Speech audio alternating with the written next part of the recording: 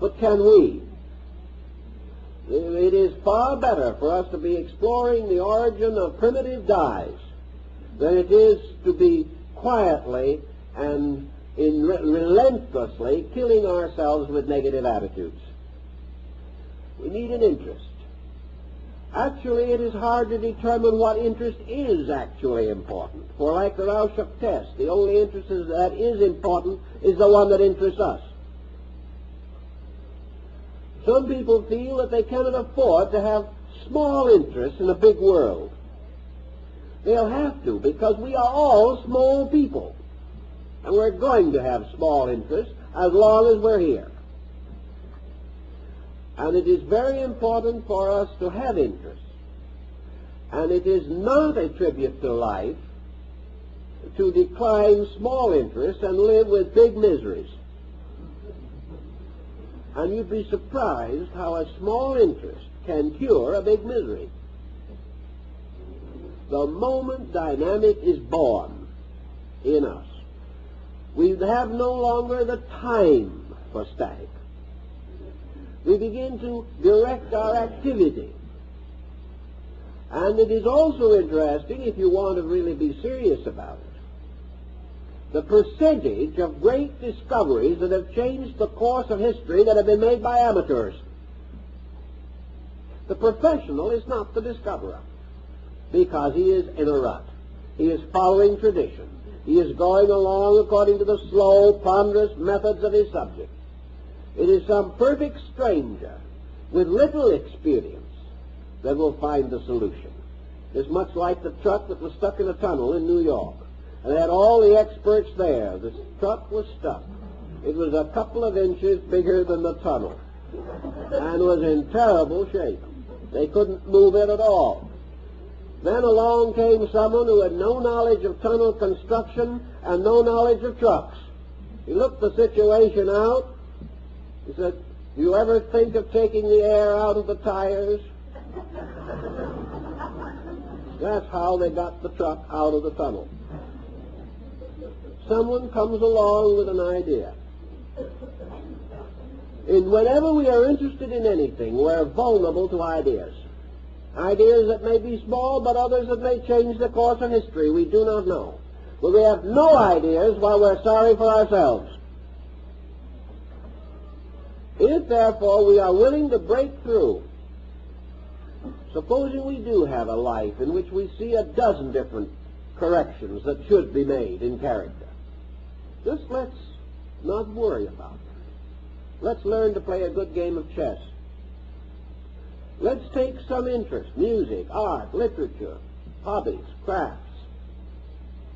Let's begin regardless of the period of life and go to school again. Not necessarily trundling down the road with the books under one arm. We can do it by extension courses from universities and adult education programs. Learn things, build things. Work constantly to move knowledge forward. Many large communities where there are art galleries and museums have very splendid programs relating to art. Lectures, pictures, exhibitions, tours conducted through the museums. Today in large communities there are cultural events of all kinds.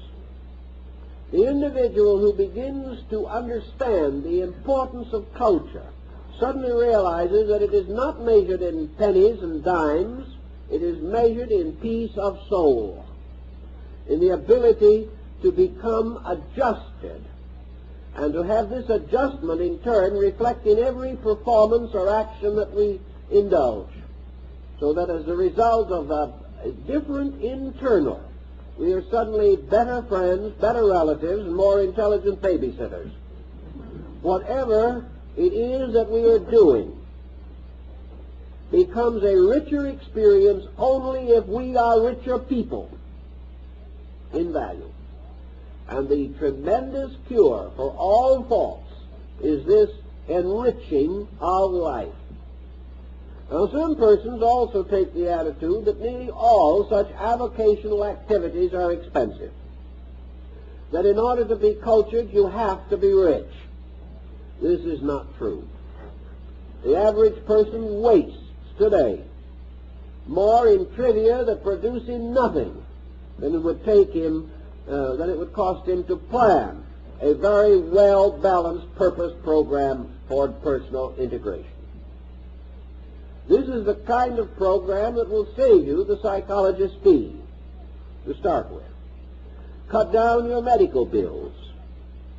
Cut down money wasted desperately in an effort to get out of a mood, or money wasted because you were in the mood when you bought something you didn't need and didn't want. With a very moderate expenditure, an individual can develop interests that will enable him to become positive to something.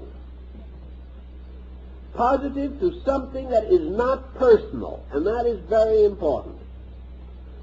Positive to a neutral thing. In other words, it faces him with another Rorschach test. But this time it is not an ink blot, but it is an activity which he must interpret, and which in turn he is able to modify himself by his own action. By keeping with this kind of a program quietly, but with continuity, a person in 2 or 3 years can completely reorganize their psychic focus of organization. They will find they become interesting people that others are glad to know. They become interesting to themselves. I know a case in point that is very much to this situation. A man who had insomnia came to me not long ago. He said, if I can't get to sleep at night, I'm just going to blow my brains out. I simply can't stand this insomnia any longer. Lying there hour after hour and not sleeping. Well, it was pretty bad. We did what we could to help him. A few days later, another man came in. We were talking about something, and the question came up, how do you sleep? Oh, he said, I don't sleep much. I guess I have what they call insomnia, but, it doesn't bother me at all. It just gives me more time to think about the things that interest me. Difference in attitude. Well, the fact of the matter is that anyone ought to be able to lie awake all night without a negative thought.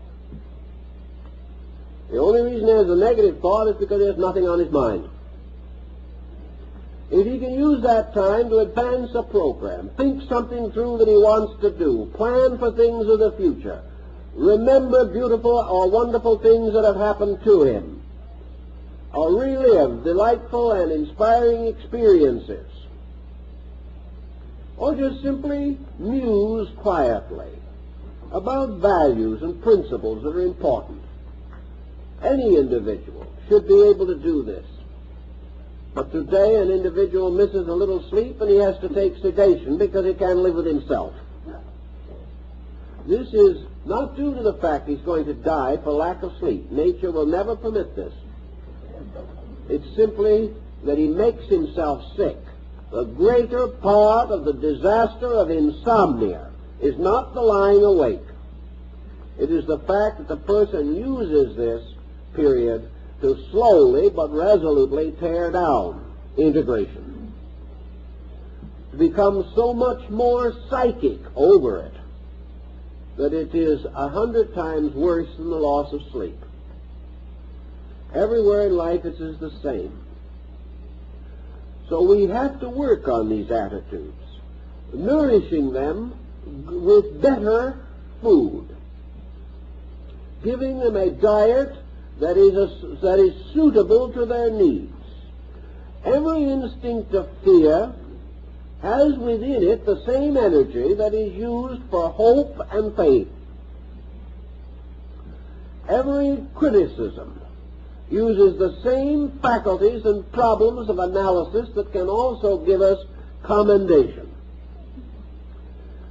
Every bit of depression is using the same negative reaction to energy, for which a positive reaction is optimism and courage.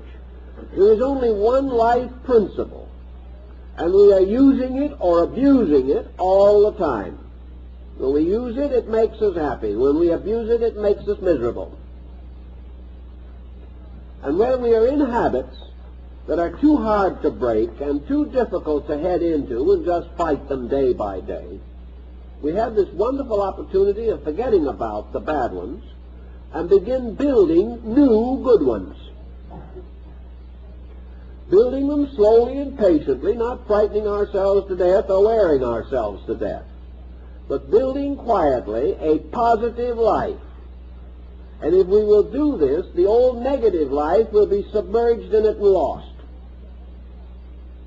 Thus we transform the whole pattern and come in the end to a much better level of energy support.